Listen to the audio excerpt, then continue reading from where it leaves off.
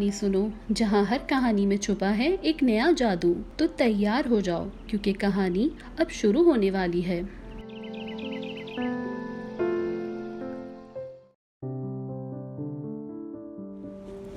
ایک دفعہ کا ذکر ہے. گھنے جنگل کے بیچوں بیچ ایک خوبصورت جھیل تھی. یہ جھیل عام جھیلوں جیسی نہیں تھی.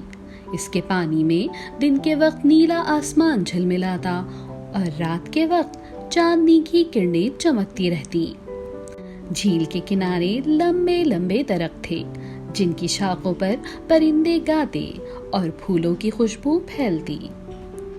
ایک رات جب چاند پورے جوبن پر تھا کہ اچانک بادل ہٹ گئے اور آسمان سے ایک نرم سنہری روشنی نیچے اتری.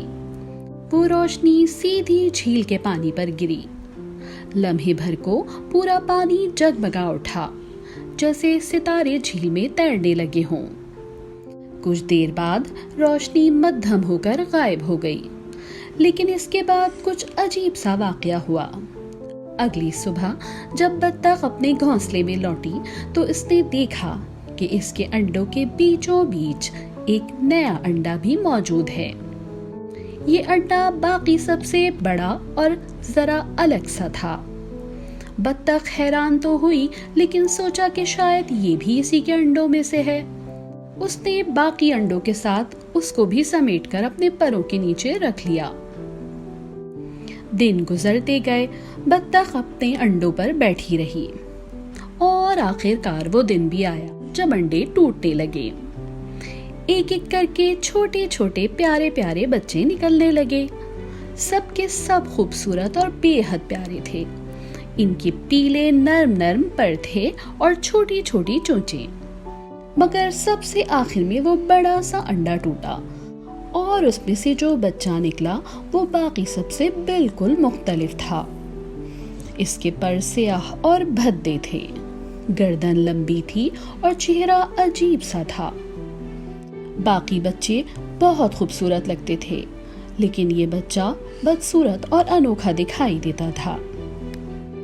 بطخ نے ایک لمحے کو سوچا مگر پھر دل پر پتھر رکھ کر کہا یہ بھی میرا ہی بچہ ہے. چاہے کیسا بھی ہو میں اسے پیار کروں گی. لیکن بات اتنی آسان نہ تھی. دوسرے بچے اس کو دیکھتے اور ہنستے. بطخ کے ساتھ رہنے والی مرغیاں اور پرندے بھی اس پر آوازیں کستے. وہ کہتے ارے یہ دیکھو کتنا عجیب ہے. یہ تو بطخ کے بچوں جیسا بالکل نہیں لگتا. بیچارہ بچہ چپ چاپ سب کچھ سہتا رہا. گاؤں کے بچے جب جھیل کنارے کھیلنے آتے تو وہ بھی اس پر ہنستے.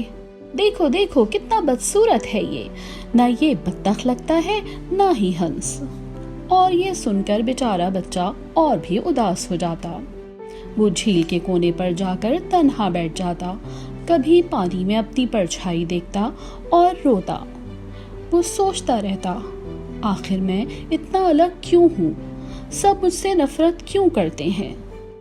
بطخ ماں اس کو حوصلہ دیتی لیکن باقی سب بچے اس پر ہنستے رہتے. دن گزرتے گئے اور وہ بڑا ہوتا گیا مگر اس کی بدصورتی کم نہ ہوئی بلکہ وہ اور بھی مختلف دکھائی دینے لگا. ایک دن بطخ نے سوچا کہ اپنے بچوں کو چراگاہ میں لے جائے. سب بچے خوشی خوشی کھیلنے لگے لیکن جیسے ہی وہ بیچارہ بچہ قریب آیا دوسرے پرندے شور مچانے لگے. ایک مرغی نے کہا یہ یہاں کیوں آیا ہے. یہ تو ہمارے جیسا لگتا ہی نہیں. بھگاؤ اس کو یہاں سے. کچھ پرندے تو اس پر چونچ مارنے لگے.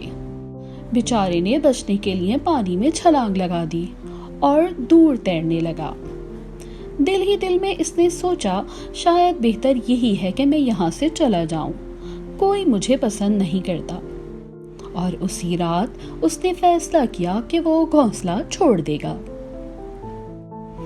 اندھیری رات بھی وہ چپکے سے گھونسلے سے نکلا اور جنگل کی طرف چل پڑا.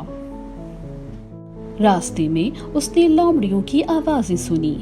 الوؤں کی آنکھیں چمکتی دیکھی لیکن وہ چلتا رہا. کئی دن وہ جنگل میں بھٹکتا رہا. کبھی گھاس کھاتا، کبھی جھیل کا پانی پیتا۔ راستے میں وہ ایک کھیت میں پہنچا، وہاں مرغیاں اور بکریاں تھیں۔ اس نے سوچا شاید یہ مجھے اپنا لیں، لیکن جیسے ہی وہ ان کے نزدیک گیا مرغیاں چیخنے لگی، یہ کیسا بدصورت پرندہ ہے، جاؤ یہاں سے، اور وہ روتا ہوا وہاں سے بھی نکل گیا۔ کچھ دن بعد آسمان پر بادل چھا گئے، ہوا تیز چلنے لگی، بارش برسنے لگی۔ بیچارہ بچہ گیلا ہو گیا اور کانپنے لگا۔ وہ ایک کھلی جھونپڑی میں جا گھسا۔ وہاں ایک بوڑھی عورت رہتی تھی۔ اس نے کہا، آہا، یہ تو پرندہ ہے، شاید انڈے دے، رکھ لیتی ہوں۔ بوڑھی عورت نے اس کو پالنا چاہا، لیکن اس کے گھر میں بلی اور مرغی تھی، وہ دونوں بھی اس پر ہنستی اور تنگ کرتی۔ ایک دن بلی نے اس کو پنجہ مارا تو وہ ڈر کے مارے وہاں سے بھی بھاگ گیا۔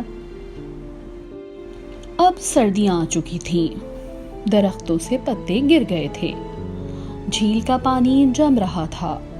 بچہ بیچارہ بھوکا پیاسا پھر بھی چلتا رہا۔ کبھی کبھی وہ سوچتا، کاش میں بھی خوبصورت ہوتا، کاش میرے پر بھی سفید ہوتے اور سب مجھے پسند کرتے۔ سردی اتنی سخت تھی کہ ایک دن وہ برف میں پھنس گیا، اس کے پر جمنے لگے۔ وہ بس آخری بار آنکھیں بند کرنے ہی والا تھا کہ اچانک ایک کسان وہاں سے گزرا۔ کسان نے اسے اٹھایا اور اپنے گھر لے گیا۔ کچھ دن تک اس کو کھانا ملا اور جان بچ گئی، مگر کسان کے بچے بھی اس پر ہنستے اور اسے بہت زیادہ تنگ کرنے لگے، تو آخر کار وہ وہاں سے بھی نکل آیا۔ لمبی سردی کے بعد بہار آئی، برف پگھل گئی، درختوں پر سبز پتے اگائے۔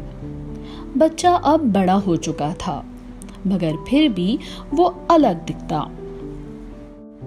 ایک دن وہ جھیل کے کنارے کھڑا تھا کہ اچانک اس نے آسمان پر کچھ بڑے بڑے پرندے دیکھے۔ وہ نیچے اترے اور جھیل پر اتر گئے۔